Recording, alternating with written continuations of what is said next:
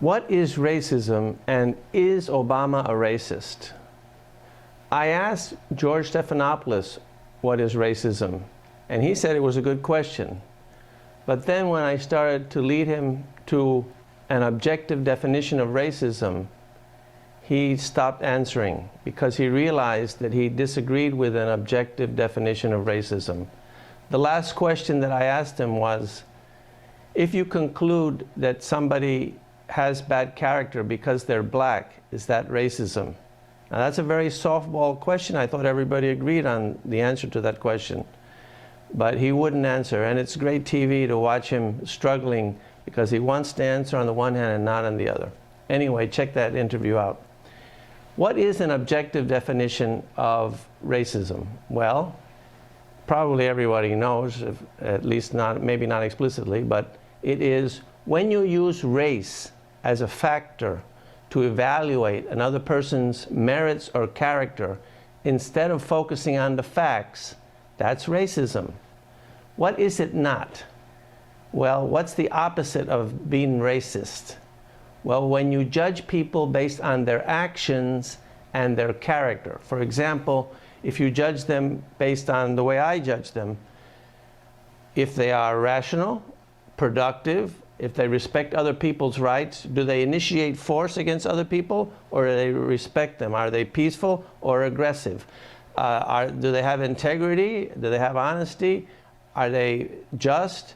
Do they have self-esteem? Are they polite, friendly? The values that make up a person's character is the right way to evaluate someone. And in the case of criminal action, have they violated somebody's rights or not?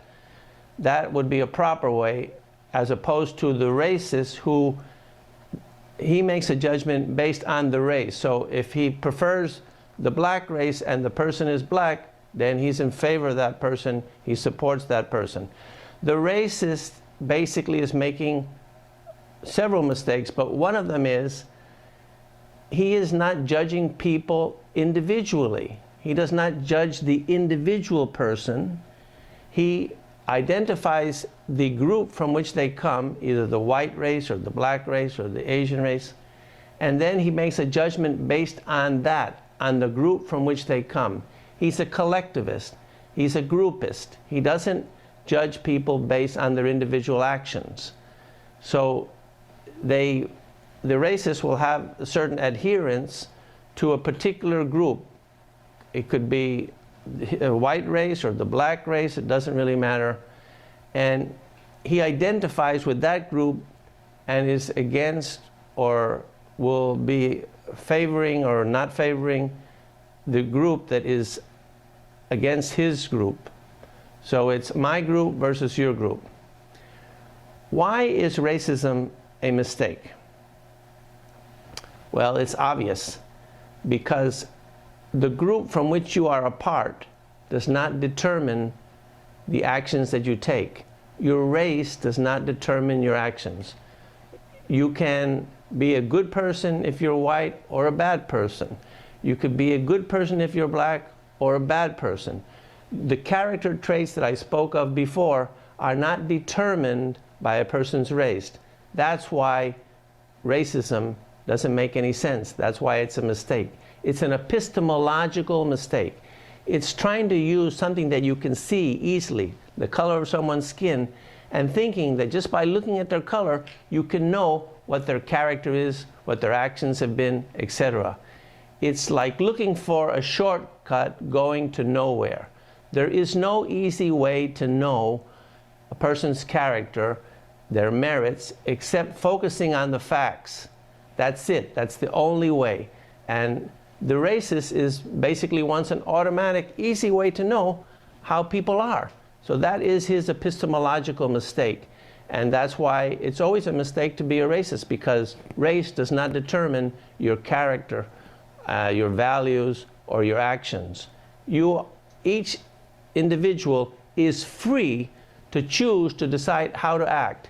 And because each individual is free, each individual is only responsible for his own actions. He cannot be responsible for the actions of a group because he doesn't control the actions of other people. He only controls his own actions. Okay?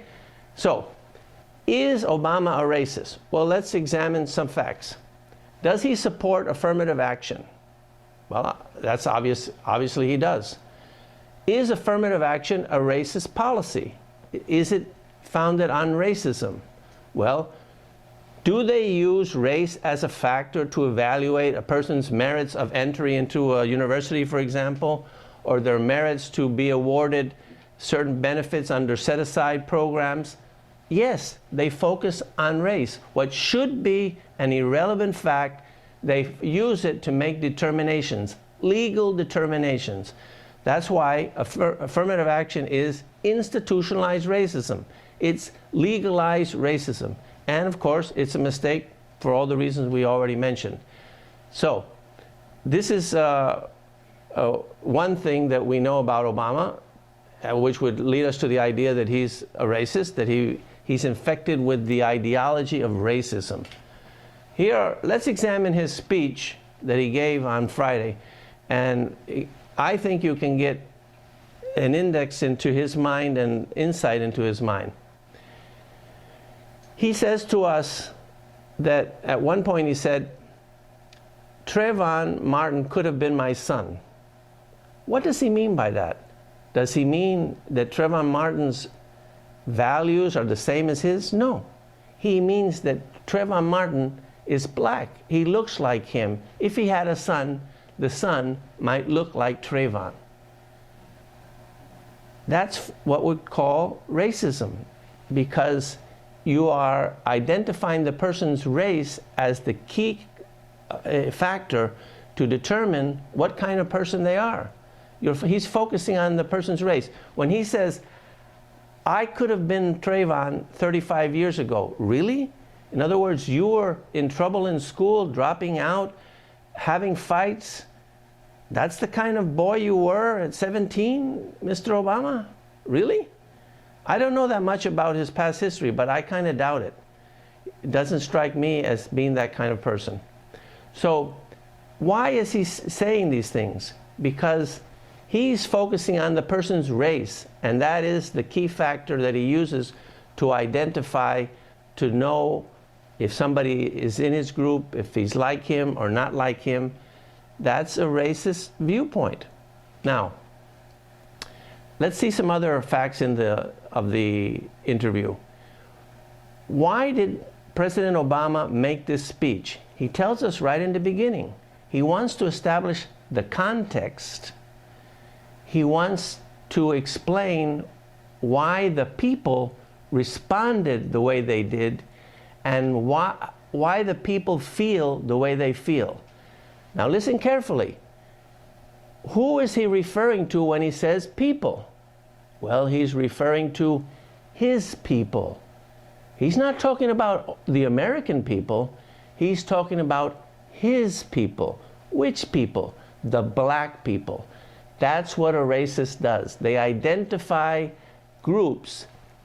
They identify themselves as a unit in a group, and that is who they have loyalty, and that's who they have concern for, and that's what they're interested in.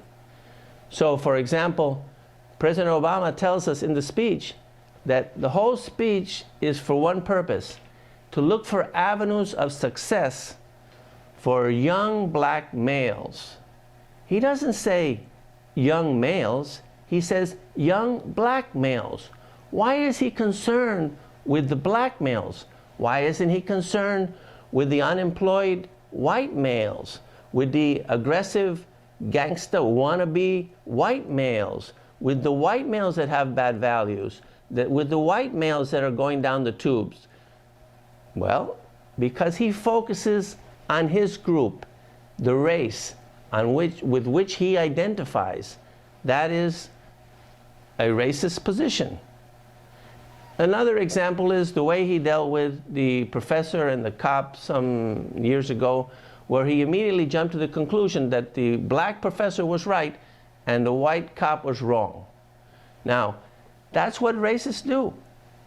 When there's a conflict between somebody in their race and somebody that's not in their race, they side with the person that's in their race.